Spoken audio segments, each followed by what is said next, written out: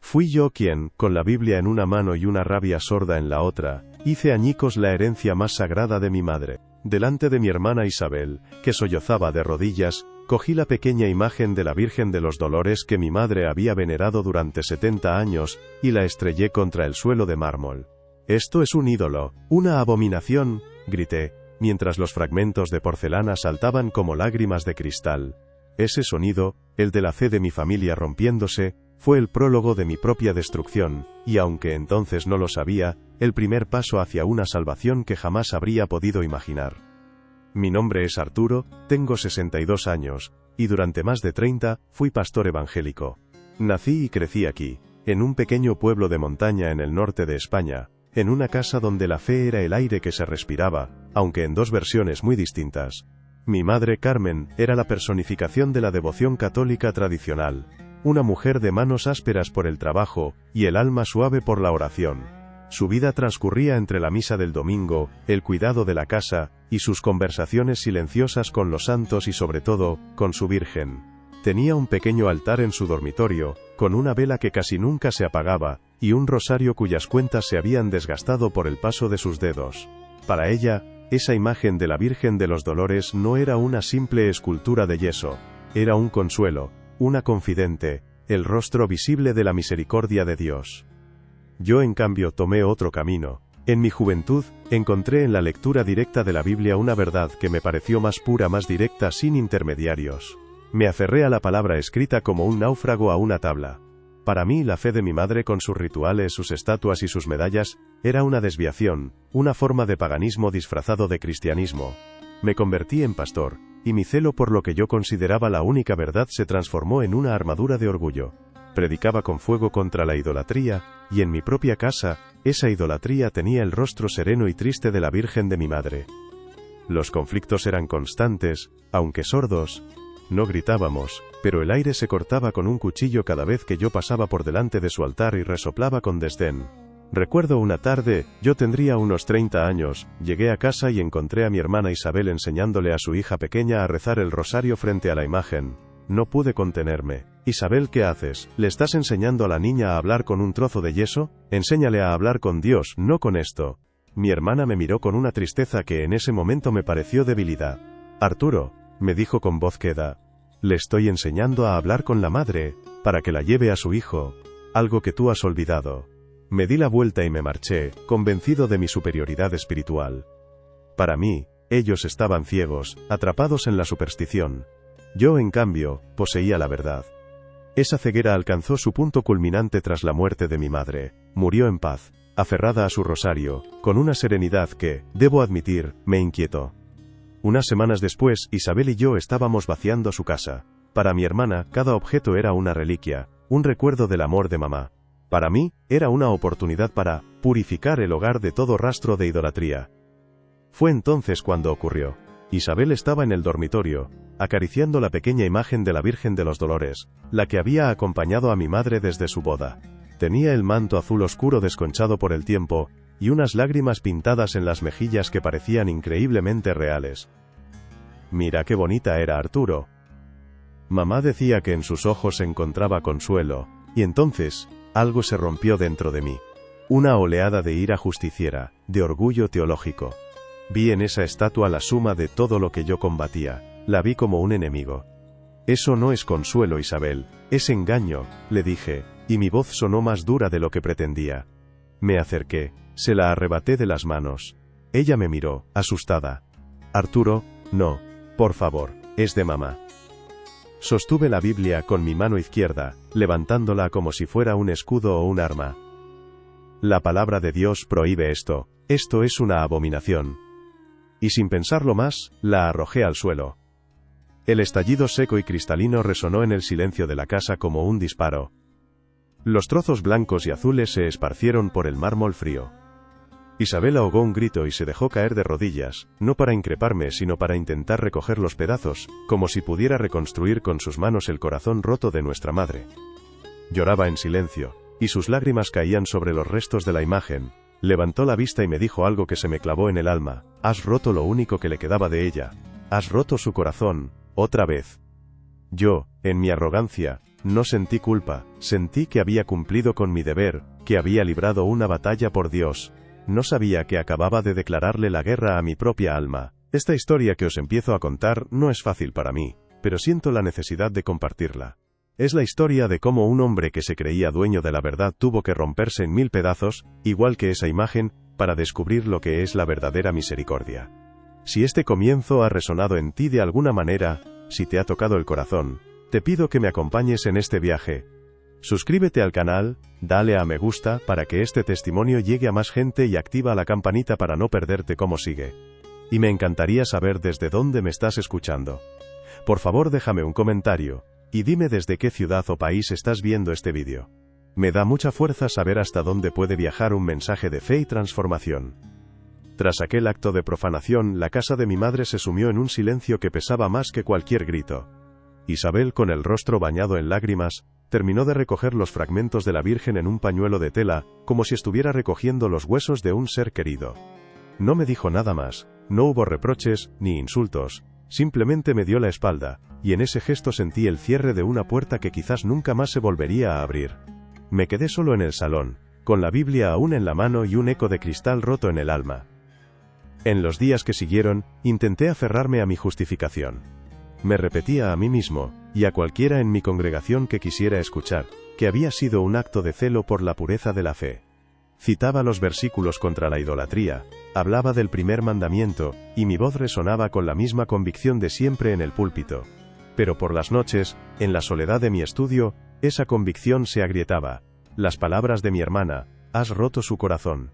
Otra vez, volvían a mí como un susurro en la oscuridad. Trataba de orar, de encontrar en Dios la confirmación de que había hecho lo correcto. Pero mis oraciones se sentían vacías, como si rebotaran en el techo y cayeran de nuevo sobre mí, sin respuesta. El Dios al que yo le hablaba, el Dios de la justicia implacable que yo predicaba, parecía haberse quedado mudo. Las semanas se convirtieron en un mes, y luego en 2. La distancia con Isabel era un abismo. No respondía a mis llamadas. Mi sobrina, su hija, a la que yo había visto nacer, tampoco. Me habían extirpado de sus vidas. Empecé a sentir un frío que no era del invierno que se acercaba. Era un frío interior, una soledad profunda y desoladora. Mi ministerio, que había sido el centro de mi universo, comenzó a resentirse. Los fieles notaban mi distracción, mi falta de fuego. ¿Cómo podía predicar sobre el amor de Dios cuando me sentía completamente abandonado por Él? ¿Cómo podía hablar de la comunidad de los creyentes cuando había destrozado la mía? La armadura de mi orgullo teológico, que me había protegido durante décadas, se había oxidado y empezaba a desmoronarse, dejándome expuesto y vulnerable. La Biblia, que antes era mi espada y mi escudo, ahora me parecía un libro lleno de letras muertas. Leía las promesas de consuelo y sentía una amarga ironía. Buscaba la presencia del Espíritu Santo, y solo encontraba el vacío de mi propio corazón. Estaba perdido, a la deriva en un mar de silencio divino, y por primera vez en mi vida, tuve miedo. No un miedo terrenal, sino un miedo existencial, el miedo de un hombre que ha construido toda su vida sobre una roca, y de repente descubre que bajo sus pies solo hay arena. Fue en una de esas tardes grises de finales de otoño cuando todo se precipitó al abismo. Tenía que viajar a un pueblo vecino para una reunión pastoral, un viaje que había hecho cientos de veces.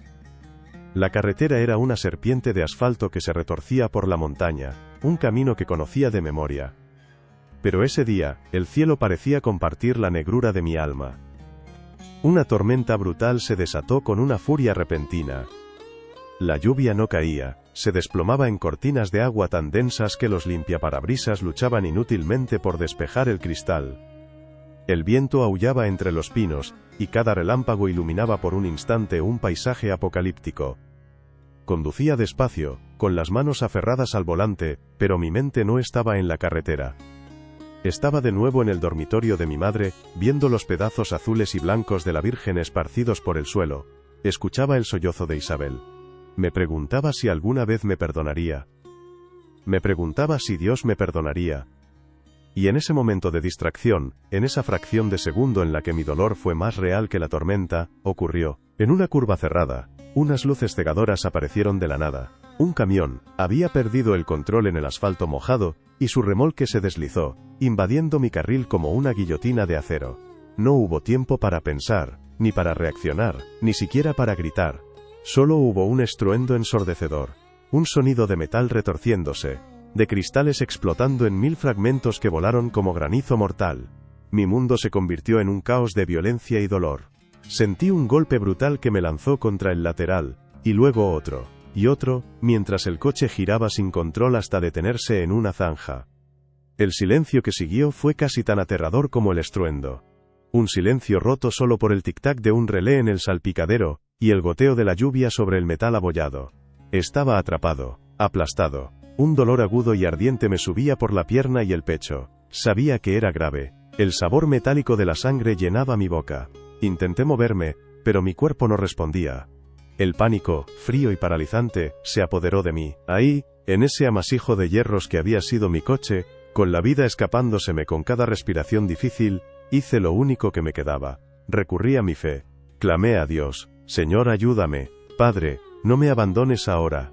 Grité en mi interior, porque mi voz no salía. Esperé una respuesta. Una señal, una sensación de paz, la certeza de su presencia que tantas veces había predicado. Pero no hubo nada. Absolutamente nada. Solo el frío del metal, el dolor de mis huesos rotos y un silencio divino más profundo y aterrador que el de la propia tormenta. En ese momento, en el umbral de la muerte, el pastor Arturo, el hombre que se creía un gigante de la fe, se dio cuenta de que estaba completamente solo. Mi teología, mis certezas, mis años de estudio y predicación, todo se desvaneció, inútil. Era solo un hombre asustado, sangrando en una zanja, abandonado por el Dios al que le había dedicado la vida. La oscuridad empezó a cerrarse sobre mis ojos, y con ella, una desesperación tan absoluta que era peor que la propia muerte. La oscuridad era total, y en ese vacío, comprendí lo que era estar verdaderamente perdido. Si estás sintiendo la intensidad de este momento, por favor muestra tu apoyo con un me gusta, y asegúrate de activar la campanita de notificaciones, porque lo que sucedió después, en ese abismo, no solo cambió mi vida, sino mi alma misma. La oscuridad no era solo la ausencia de luz. Era una presencia, una entidad fría y pesada que se asentaba sobre mi pecho, ayudando a la chatarra del coche a robarme el aliento. Cada segundo era una eternidad de dolor y soledad. Me estaba muriendo, y el Dios al que había servido con tanto fervor, con tanta arrogancia, me había dado la espalda. Así que esto es el final, pensé, un final sin gloria, sin consuelo, sin Dios. Cerré los ojos, no por el dolor, sino en un acto de rendición. Me entregué a la nada, esperando el juicio que sin duda merecía, no solo por mis pecados, sino por mi orgullo, que era el mayor de todos. Pero en el corazón de esa negrura, algo cambió. No fue un sonido, ni un toque, fue una luz. Una luz que no nació fuera, sino dentro de mí. No era la luz cegadora de un relámpago, ni la de los faros de otro coche, era una luz suave, tibia, como el resplandor de una vela en una habitación oscura. No hería mis ojos, al contrario, parecía calmar el pánico, empujar hacia atrás el frío de la muerte que ya se colaba por mis venas. Y en el centro de esa luz, que ahora llenaba por completo el claustrofóbico espacio del coche destrozado, vi un rostro. No era el rostro severo y justiciero de un dios airado. Era el rostro de una mujer. Un rostro de una belleza serena, marcado por un dolor antiguo y profundo, pero un dolor que no amargaba, sino que destilaba compasión. Sus ojos, dos pozos de misericordia, se fijaron en los míos. Y la reconocí. Con una certeza que heló y quemó mi alma al mismo tiempo, la reconocí. Era ella.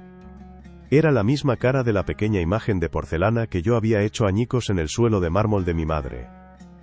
El mismo manto azul oscuro, las mismas facciones delicadas. Pero esta vez, las lágrimas pintadas en sus mejillas no eran de yeso. Parecían reales, líquidas. Y sentí que lloraba por mí. La vergüenza me golpeó con más fuerza que el propio camión. Quise apartar la mirada, quise gritarle que se fuera, que no tenía derecho a estar allí, en la hora de mi muerte, después de que yo la hubiera profanado. Quise esconderme, desaparecer, disolverme en la nada, antes que soportar su mirada. Porque en esa mirada, esperaba encontrar el reproche, la acusación, la condena. Esperaba ver el reflejo de mi acto violento, de mi odio ciego, pero no había nada de eso. No había juicio en sus ojos. ni una pizca de la ira que yo habría esperado, que yo mismo habría sentido en su lugar. Solo había una tristeza inmensa, pero no por ella, sino por mí. Era la mirada de una madre que encuentra a su hijo perdido, herido y cubierto de barro, y que en lugar de regañarle por haberse escapado, solo siente el impulso de abrazarlo y limpiar sus heridas. Todo mi orgullo, toda mi teología, toda mi vida de certezas construidas sobre la letra muerta de un libro, se hizo polvo ante aquella mirada. No me dijo ni una palabra. No lo necesitaba. Su silencio era más elocuente que todos los sermones que yo había predicado en mi vida. En ese silencio entendí la diferencia abismal entre la justicia, que yo tanto había defendido, y la misericordia, que yo jamás había comprendido. La justicia me condenaba. La misericordia me acogía. Y mientras esa comprensión me inundaba, el dolor insoportable de mi cuerpo comenzó a desvanecerse. No porque las heridas sanaran, sino porque algo más grande lo envolvía.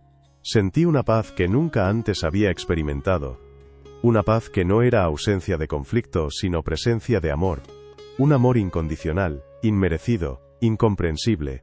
Y por primera vez en 30 años, lloré. No de dolor ni de miedo, sino de un arrepentimiento tan profundo y sincero, que brotaba desde lo más hondo de mi ser.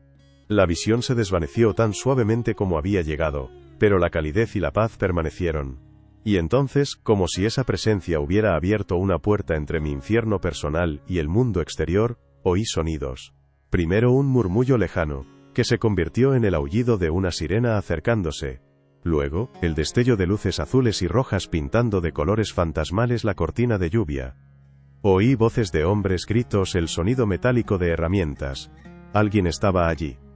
La ayuda había llegado. Recuerdo fragmentos. El rostro de un bombero asomándose por un hueco en el metal, sus ojos llenos de compasión profesional. El sonido agudo y terrible del acero siendo cortado por las mandíbulas de la vida. Manos firmes que me sujetaban, que me sacaban con cuidado de mi tumba de metal. Recuerdo que uno de los paramédicos, mientras me aseguraba en la camilla, se inclinó sobre mí y quizás para tranquilizarme, me dijo unas palabras que se grabaron a fuego en mi memoria. Tranquilo, amigo. Alguien te estaba cuidando ahí dentro. Es un milagro que estés vivo. Y mientras la ambulancia se ponía en marcha, deslizándome hacia la inconsciencia, supe que no había sido un ángel genérico. Supe exactamente quién me había estado cuidando. La misma a la que yo había intentado destruir, había impedido que yo me destruyera a mí mismo. Lo que viví en ese amasijo de hierros fue solo el principio de una transformación que aún hoy me cuesta asimilar. Si sientes que este relato tiene algo para ti, si te ha tocado de alguna manera, por favor dale a me gusta, para que su luz llegue más lejos y activa la campanita, porque lo que descubrí en la cama del hospital, entre el dolor y la confusión, terminó de demoler al hombre que yo era para dar a luz a alguien completamente nuevo. Desperté en un mundo de un blanco aséptico y pitidos rítmicos. El olor a desinfectante me taladraba la nariz, y un dolor sordo palpitaba en mi pierna y en mi pecho, sincronizado con la máquina a mi lado. Estaba vivo. Los médicos hablaban de fracturas múltiples, de una conmoción cerebral severa, de suerte, de milagro. Pero mi mente no estaba en los diagnósticos. Estaba atrapada en el recuerdo de esa luz, de ese rostro. La batalla más dura no se libraba en mi cuerpo roto, sino en el campo de ruinas que era mi alma. Mi mente de pastor, entrenada durante décadas para analizar, para diseccionar la fe, y para denunciar el engaño, se puso en marcha, con una furia desesperada. Era una alucinación, me repetía, un producto del trauma, de la pérdida de sangre, del shock. El cerebro, en un intento de protegerse, había proyectado una imagen reconfortante. ¿Y qué imagen más reconfortante, y a la vez más retorcida, que la de la figura que había marcado mi conflicto con mi madre y mi hermana? Era la culpa, me decía, la culpa tomando una forma tangible para ofrecerme un consuelo que no merecía. Era una manifestación psicológica, un truco de la mente. Intentaba aferrarme a estas explicaciones lógicas como un hombre que se ahoga a una tabla podrida, pero la tabla se deshacía entre mis dedos. Porque lo que yo había sentido no era una ilusión. La paz que me había inundado en medio de la chatarra, era más real que el dolor de mis huesos rotos. La misericordia en aquellos ojos era más sólida que las paredes del hospital. Y luego estaban las palabras del paramédico, que volvían a mí en los largos silencios de la noche. Alguien te estaba cuidando ahí dentro. ¿Coincidencia? ¿Una frase hecha para calmar a un moribundo? Quizás. Pero se sentía como una confirmación externa, un eco del mundo real que validaba mi experiencia imposible. Las noches eran lo peor. Cuando los calmantes me arrastraban a un sueño inquieto, la veía de nuevo. No era una visión completa como en el coche, sino fragmentos, destellos. Veía el azul profundo de su manto flotando en la oscuridad, sentía la calidez de su luz en mi rostro, y sobre todo, volvía a ver sus ojos. Y cada vez que despertaba, bañado en un sudor frío, la vergüenza me quemaba por dentro. Recordaba mi desprecio. Recordaba las veces que pasaba por delante del altar de mi madre y resoplaba con suficiencia. Recordaba mis sermones, en los que me burlaba de aquellos que rezan a estatuas de yeso, y cómo mi congregación asentía, compartiendo mi ceguera y mi arrogancia. Recordaba mi crueldad con Isabel, arrebatándole de las manos el último consuelo de nuestra madre. Cada recuerdo era una brasa ardiente sobre mi conciencia. Yo, Arturo, el hombre de la palabra, el que se creía tan puro en su fe, había sido el más ciego de todos. Había confundido la dureza con la fortaleza, el juicio con la verdad, y el orgullo con la devoción. Esta guerra interna me estaba destrozando. Si has sentido alguna vez una lucha parecida entre tu cabeza y tu corazón, entre lo que crees saber, y lo que sientes que es verdad, muestra tu apoyo con un me gusta, y asegúrate de estar suscrito con las notificaciones activadas, porque el momento en que dejas de luchar y empiezas a rendirte, lo cambia todo. Pasaron varias semanas. Me trasladaron de cuidados intensivos a una habitación normal. Podía moverme un poco, con la ayuda de un andador y un esfuerzo inmenso, y supe que no podía seguir así. No podía vivir en ese limbo, torturado por una verdad que mi propia mente se negaba a aceptar. Necesitaba una respuesta, o al menos, necesitaba enfrentarme a la pregunta. En el hospital había una pequeña capilla, un lugar que, en mi vida anterior, habría evitado como la peste, un nido de idolatría y tradiciones de hombres. Pero ahora, sentía una atracción casi magnética hacia ella. Una tarde, cuando la enfermera me había dejado solo, me levanté de la cama con un esfuerzo agónico. Apoyándome en el andador, con cada paso enviando una descarga de dolor por mi pierna, comencé el viaje más largo de mi vida. Los 30 metros de pasillo que me separaban de esa puerta. Entré. La capilla estaba vacía, sumida en una penumbra silenciosa, solo rota por la luz de la tarde que se filtraba a través de una pequeña vidriera. Olía a cera y a madera vieja. Era un silencio denso, un silencio que no estaba vacío, sino lleno de algo que no podía nombrar. Y allí, en un pequeño nicho lateral, había una imagen de la Virgen. No era la Virgen de los dolores de mi madre. Esta era distinta, con las manos juntas en oración, y una expresión de dulce serenidad. Me quedé paralizado a unos metros de distancia.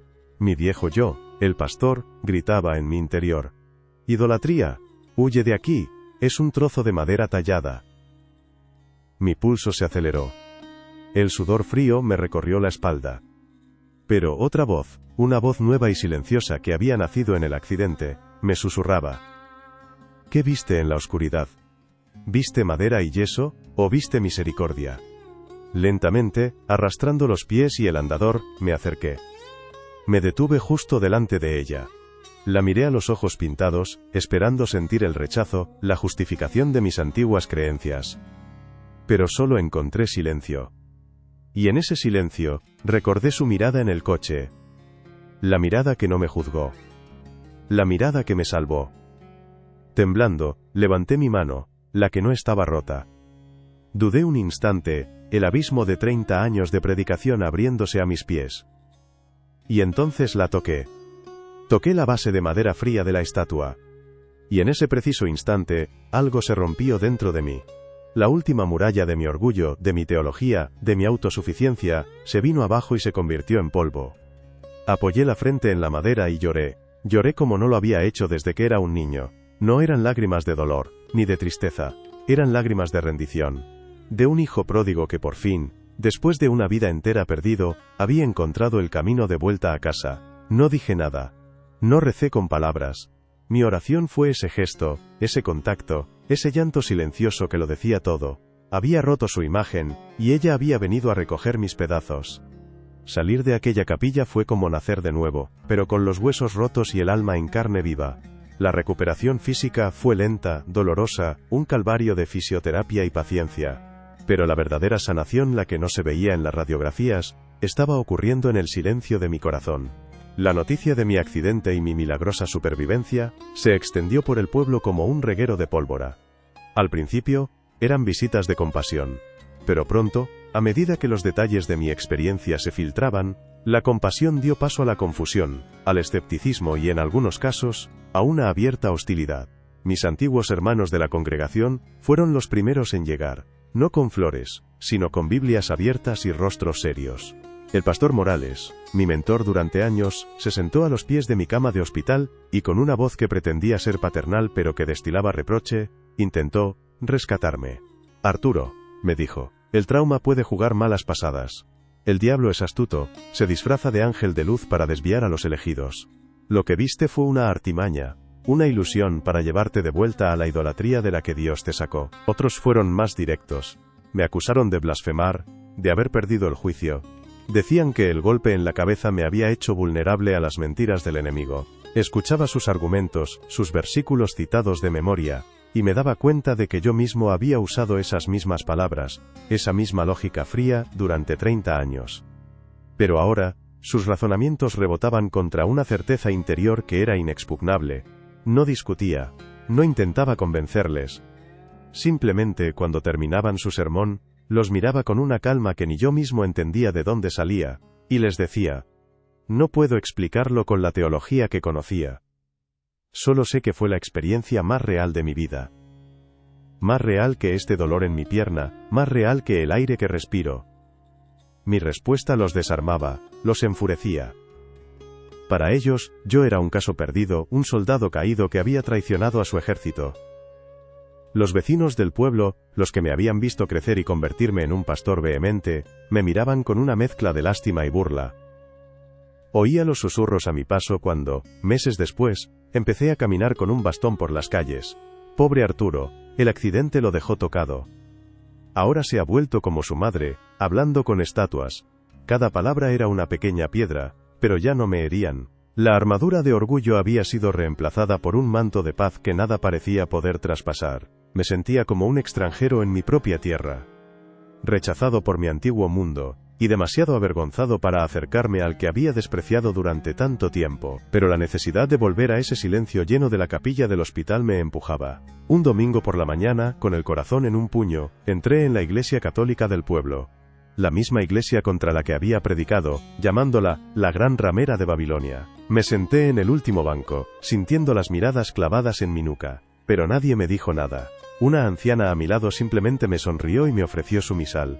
Durante la misa, no entendía todos los gestos, todos los ritos, pero cuando el sacerdote levantó la hostia consagrada, en un silencio absoluto, sentí la misma presencia que en el coche, una presencia de amor humilde, entregado. Y comprendí que había pasado mi vida hablando de Dios, estudiando a Dios, discutiendo sobre Dios. Pero quizás nunca me había encontrado con Él. En esa comunidad, que yo había juzgado tan duramente, encontré un hogar. No me hicieron preguntas. No me pidieron explicaciones, simplemente me acogieron. El viejo párroco, don Miguel, un hombre de sonrisa bondadosa y manos gastadas, me invitó a tomar un café un día. Le conté todo, sin omitir la parte de la imagen de mi madre, esperando ver el juicio en sus ojos. Él solo escuchó, asintiendo lentamente. Cuando terminé, me puso una mano en el hombro y me dijo: Arturo, a veces Dios tiene que rompernos los huesos para que doblemos las rodillas. La madre siempre encuentra la forma de traer a sus hijos de vuelta a casa. Los meses pasaron y llegó septiembre, la fiesta de la Virgen de los Dolores, la patrona del pueblo. La misma advocación de la imagen de mi madre. La noche de la procesión, el pueblo entero estaba en la plaza. Las luces de las velas danzaban en la oscuridad, y el aire estaba cargado de incienso y de una fe sencilla y popular, que yo antes había ridiculizado. La imagen de la Virgen, llevada en andas, se detuvo frente a la iglesia, y entonces don Miguel, que sabía mi historia, se acercó a mí, y me susurró: «Es el momento, hijo, tu corazón está listo». Sentí un pánico helador, pero también una fuerza que no era mía. Con mi bastón, me abrí paso entre la multitud, que se apartaba en silencio, expectante. Subí las escaleras del atrio de la iglesia y me giré para mirar a mi pueblo. Vi a mi hermana Isabel entre la gente, con los ojos llenos de lágrimas y de asombro. Tomé el micrófono que me ofrecía el sacerdote, y mi voz, temblorosa al principio, se fue haciendo más firme. «Buenas noches», comencé. «Muchos de vosotros me conocéis. Soy Arturo. El que os decía que vuestra fe era un error. el que, en su ceguera y su orgullo, os juzgó y os condenó desde un púlpito. Hice una pausa, tragando saliva. Hoy no estoy aquí para predicar. Estoy aquí para pedir perdón. Perdón a cada uno de vosotros por mi arrogancia. Perdón a la memoria de mi madre, cuyo corazón rompí tantas veces. Y perdón a mi hermana Isabel, por haber destrozado lo más sagrado que le quedaba de ella. Miré directamente a mi hermana, y vi cómo se llevaba las manos a la boca, sollozando. Yo creía que conocía a Dios, continué, con la voz quebrada, pero solo conocía mi orgullo. Tuve que estrellarme en una carretera, para que mi vida se rompiera en 1000 pedazos, y allí, en la oscuridad, sangrando, abandonado por el Dios de mi propia invención, vino a buscarme aquella a la que yo había rechazado. Aquella cuya imagen, idéntica a esta que tenéis delante, hice añicos con mis propias manos. El silencio en la plaza era total, sobrecogedor. Lo que yo rompí por odio, ella lo reconstruyó con misericordia. Yo le di mi desprecio, y ella me devolvió la vida. No he cambiado de religión. He cambiado de corazón. He aprendido que la fe no es una fortaleza para juzgar a los demás, sino un refugio para acoger a los perdidos. Y yo era el más perdido de todos. Dejé el micrófono y, lentamente, bajé los escalones. La gente me abría paso, y sus rostros ya no eran de burla sino de emoción. Isabel corrió hacia mí, y nos abrazamos por primera vez en más de un año. Y en ese abrazo, sentí el perdón que tanto anhelaba. Esa noche no terminó mi camino, sino que comenzó. Mi historia no es la de un hombre que vio una aparición, sino la de un ciego que recuperó la vista. La vista para ver que la misericordia de Dios es más grande que nuestro pecado, y que a menudo nos llega a través de las manos y la mirada de una madre. Esta es mi vida. No es un cuento. Es el testimonio de que nadie está tan roto que no pueda ser reconstruido. Si esta historia ha tocado tu corazón, si crees que la misericordia puede sanar las heridas más profundas, te pido que dejes un amén en los comentarios. Me da una fuerza inmensa leer vuestras propias historias de fe. Y si crees que este mensaje de esperanza merece ser escuchado, por favor, dale a me gusta, y compártelo. Y no olvides suscribirte y activar la campanita, porque cada testimonio de fe es una luz en la oscuridad, y juntos, podemos hacer que esa luz brille mucho más lejos. Que la paz que yo encontré, os alcance también a vosotros.